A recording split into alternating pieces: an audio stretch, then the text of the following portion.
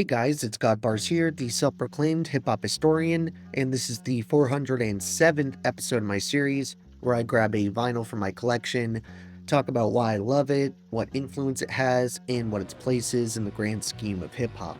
So getting back to one of my all-time favorite artists, LP has been a staple of this page literally since day one. As the very first album I ever featured on the channel was his 2002 solo debut, Fantastic Damage. Then more recently I covered 2012's Cancer for Cure, his third and final album as a solo artist. Unless you want to include projects like the 2020 film soundtrack he did for the movie Capone, or the 2004 instrumental undertaking High Water.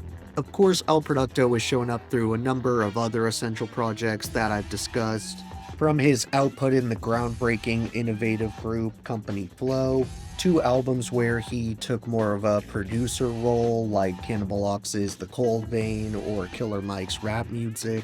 But today we're finally crossing off the only official solo release from this artist that I haven't touched on yet, that being 2007's I'll Sleep When You're Dead. In some ways, I view this thing as sort of the dark horse when it comes to the trilogy of solo projects that this underground icon released, because his debut came out during the peak of the East Coast experimental alternative scene that LP helped pioneer. And then the third and final LP, Cancer for Cure, saw a bit of a boost surrounding its release, and that was largely thanks to his collaboration with Killer Mike, Run the Jewels, really taking off. However, while it doesn't get brought up nearly as often as the other work, I wouldn't say his sophomore LP here came out during a low point in the Def Jux timeline.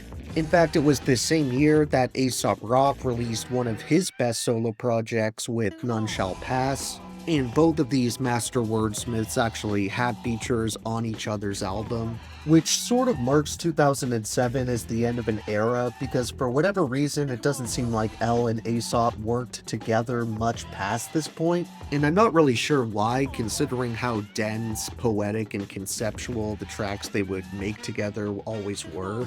As usual, we get these brash, noisy soundscapes where the rapper-producer creates his own robotic, dystopian backdrop for his dense, coded lyrics that are often so layered and reference-heavy that you can comb through the lyrics of any given song 5 to 10 times without having really any idea what's being said.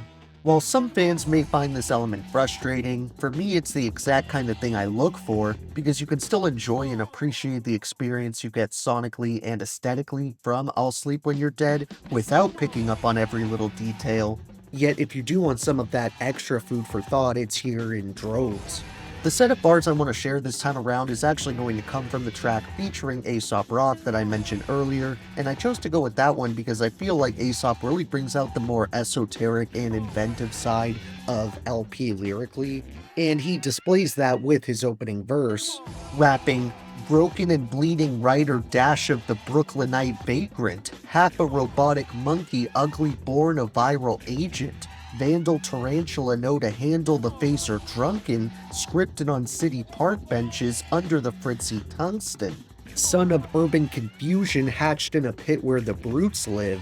Put the stogie out on my palm and then grin, I'm the rudest. Serotonin deficient living the poisonous promise. The Boys and Girls Club of unemployable liar squadron.